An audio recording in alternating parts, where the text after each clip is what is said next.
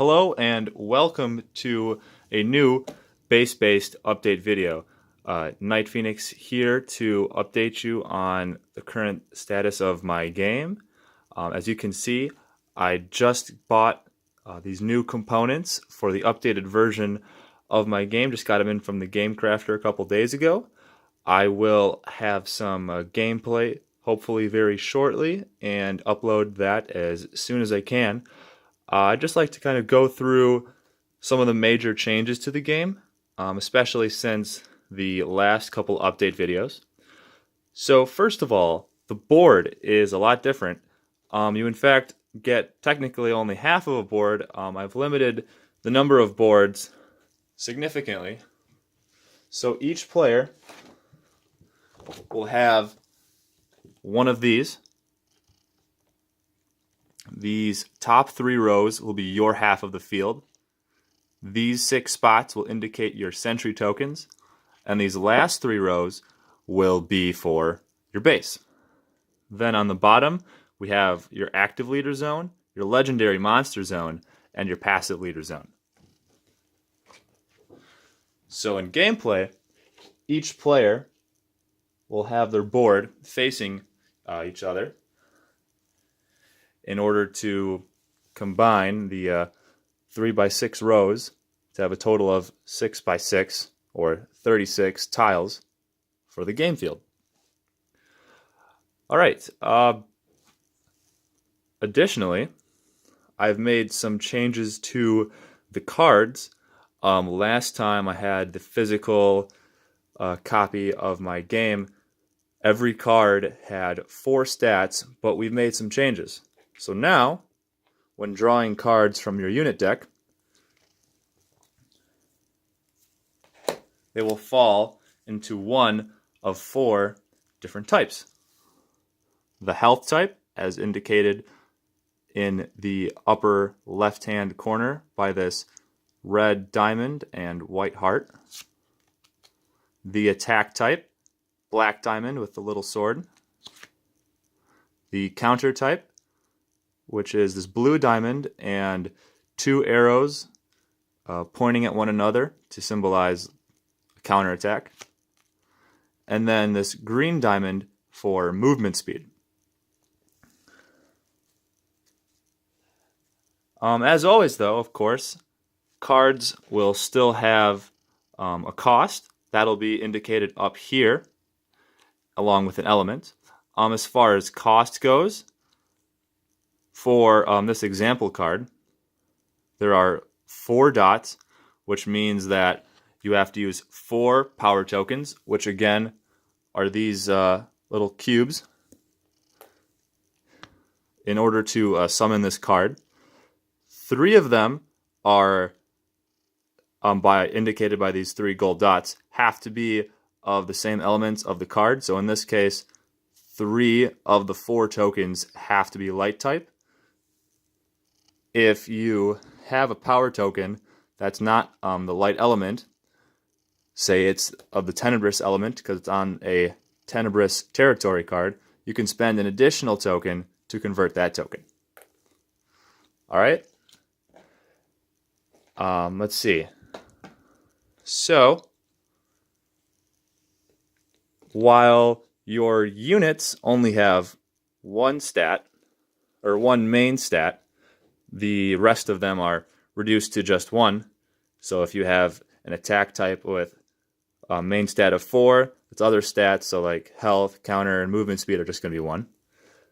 Your leader cards and your legendary monsters will still have all 4 stats.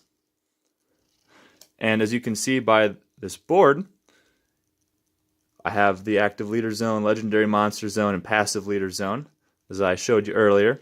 So when you have your 2 leader cards, you're going to choose which one you want to be your active and which one you want to be your passive. I chose Vlad for my passive and Khan for my active. Again, your passive leader will indicate the element of your first territory card, and the next 2 are of your choosing. you will notice that these two territory cards here are in fact the same. If you choose to run such a strategy, at the end of your turn, when you have, say, 4 unused power tokens, and you have 2 territory cards of the same element, then you can save up to the first number of unused power tokens as on this card. So this card would save up to 4 tokens if your active leader is the appropriate level. If you recall from previous videos, your active leader will determine how many power tokens you can save at the end of your turn, while your passive leader determines how many power tokens you're producing each turn.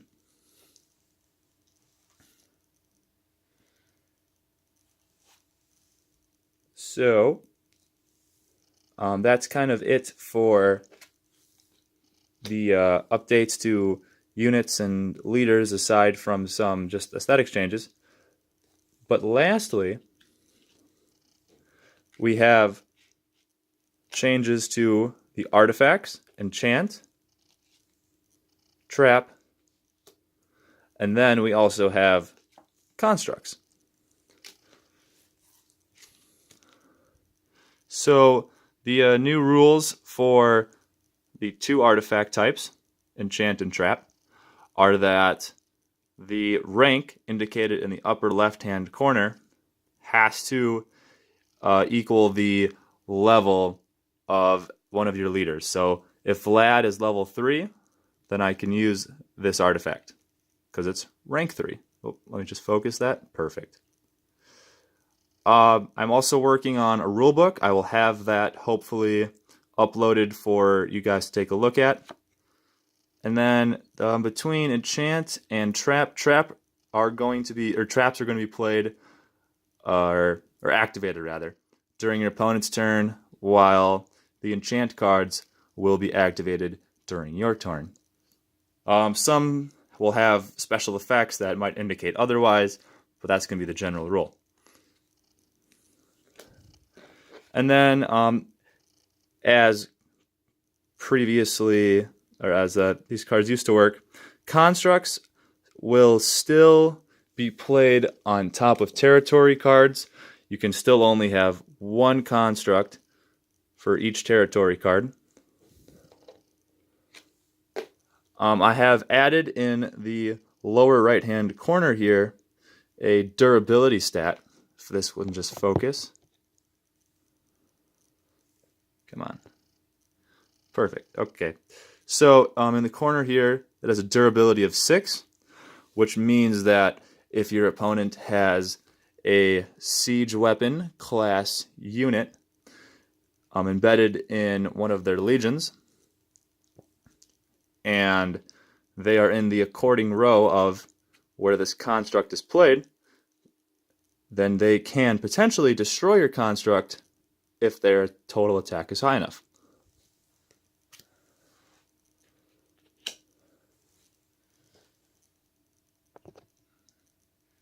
On the Game Crafter, I will have this entire set available for purchase.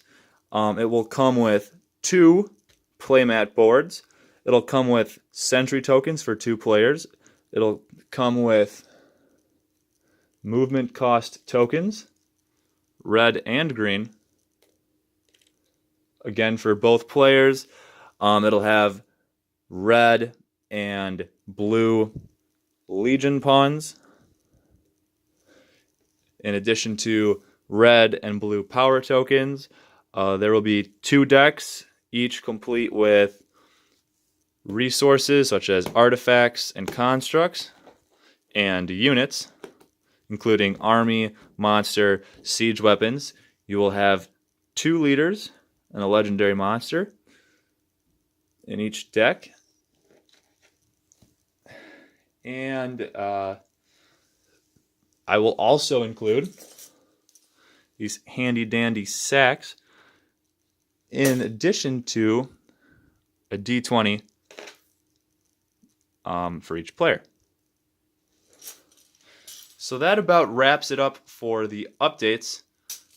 I tried to make this quick, but I'll make sure to post more videos and updates for further understanding of the game. So stay tuned for that. Thank you.